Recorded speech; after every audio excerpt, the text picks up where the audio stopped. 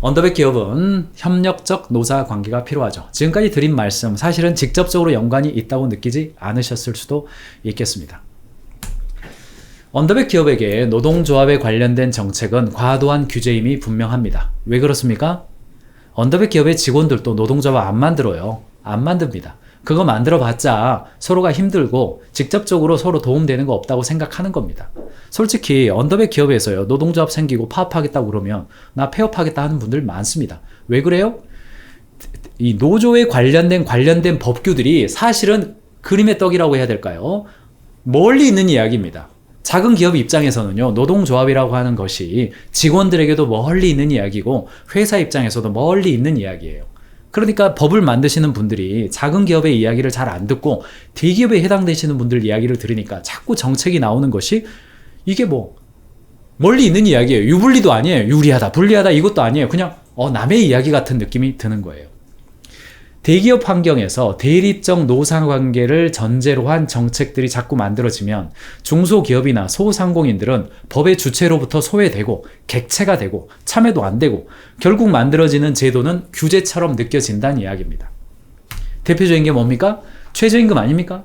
최저임금이라고 하는 것이 기본적으로 노동자를 보호하고 기초생활을 보장하기 위해서 만들어진 법입니다. 그런데 지금은 어떻습니까? 소상공인들이 일하는데 굉장히 어려워지는 요인이 되고 있음이 분명해요. 왜 그렇습니까? 좀 2021년 데이터입니다만 최저임금이 급격하게 올랐던 시기입니다. 이 시기가 2019년, 2020년 급격하게 올랐죠. 그런데 소상공인들 관점에서 통상 5인 미만을 소상공인이라고 그러잖아요. 자영업자 기준으로 봤을 때 고용원이 없는 자영업자가 증가했어요.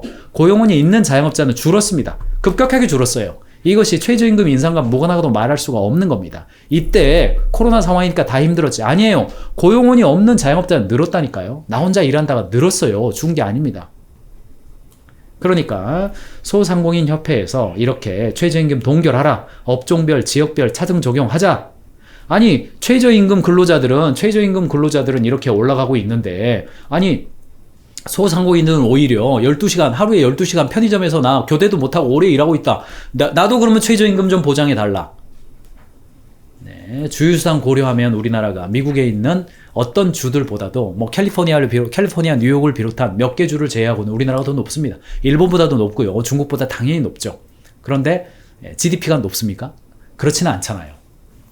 중대재해처벌법 필요한 법입니다. 사람의 목숨이 왔다 갔다 하고 중상자가 발생하면 사망자 1명 이상 발생하거나 같은 사고로 6개월 이상 치료가 필요한 사람이 2명 이상 발생했거나 직업성 질병자가 1년 이내 3명 이상 발생하면 대표이사 혹은 경영 책임자도 처벌 대상으로 삼겠다. 이게 중대재해처벌법의 핵심 내용입니다. 5인 이상 사업장은 다 적용한다.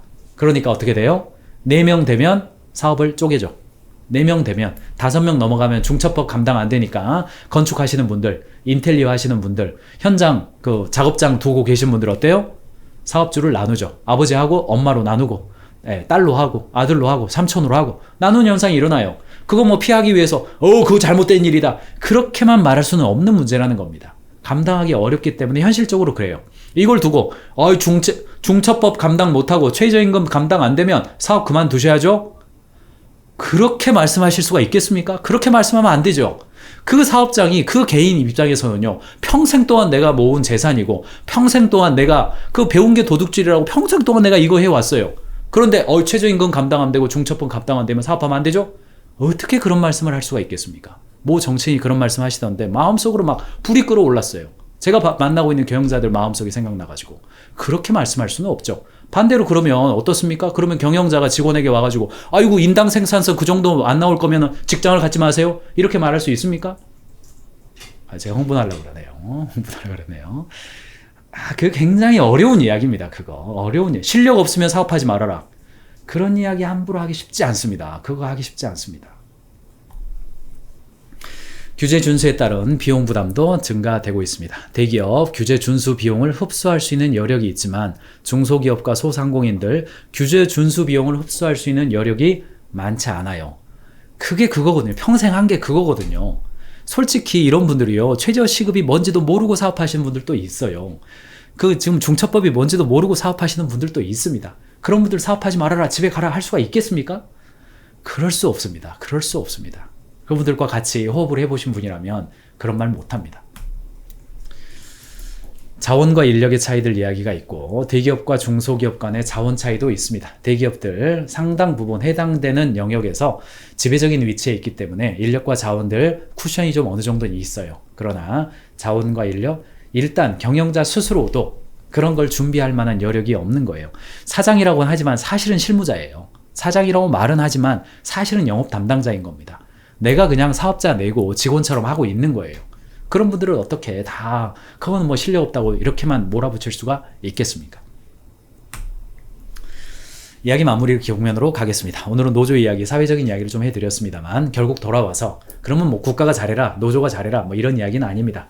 그런 여러 가지 환경 속에서 결국은 최종 책임을 지고 있는 경영자 스스로가 대책을 마련하고 준비해야 되는 거죠.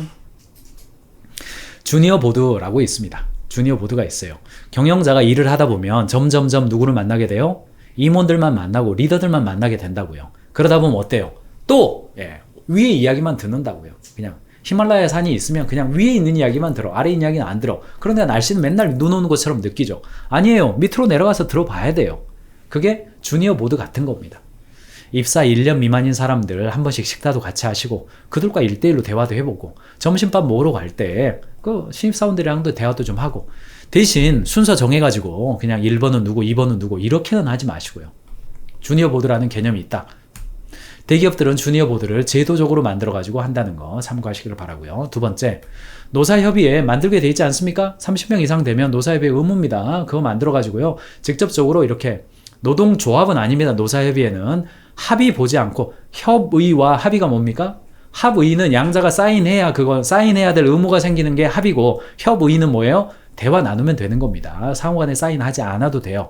그러나 노사협의회가 있으면 이렇다 저렇다라는 이야기를 직원들이 경영자에게 다이렉트로 말하기 어려운 이야기를 이런 이야기가 좀 있더라고요 하면서 좀 약간 삼자 이야기하는 것처럼 말할 수 있는 기회를 주는 거거든요. 그럼 좀 그걸 들어보려는 노력도 좀 필요합니다. 타운홀 미팅 필요한 이야기입니다. 자유롭게 의견 주고받고 이렇게 좀 질문도 좀 받고 거기에서 약간 조심스럽지만 질문하면 즉답도 좀 해주시고 이런 것들 최소한 3가지는 좀 하실 것을 권해드립니다. 주니어 보드, 노사협의회, 타운홀 미팅 이런 것들을 하면서 직원들과 소통을 이어가서 노동조합이 있든 없든 노동조합이 생긴 원래의 취지가 있는 거 아닙니까? 아주 그 수탈적인 어떤 이 부르조아와 프롤레타리아 유럽을 배경으로 했을 때요. 굉장히 그 노동을 정말 인간을 기계처럼 삼던 그런 시절이 있었잖아요. 그리고 지금도 대한민국의 노동 현장에서는 굉장히 수탈적인 그런 것도 있는 것 같아요. 가끔 기사를 보거나 이렇게 되면 정말 참 그 근로자들을 보호하지 않은 채 정말 줘야 될 것도 제대로 주지 않고 알면서도 막 제대로 안 해주고 그런 데들도 사실은 있기도 합니다. 그렇기 때문에 노동조합의 역할이 전혀 없는 거냐? 그렇지는 않다고 생각합니다. 그러나 그런 대립적인 노사관계가 생기기 전에 협력적 노사관계가 될 수 있도록 의견 들어주고 힘들다 그러면 컴패션의 관점에서 그렇구나 해주고 뭐 너무 공평성 따지지 말고 누가 힘들다 그러면 그걸 컴패션으로 좀 들어주고 도와주기도 하고 그런 관점들을 갖는 게 중요하다는 이야기입니다.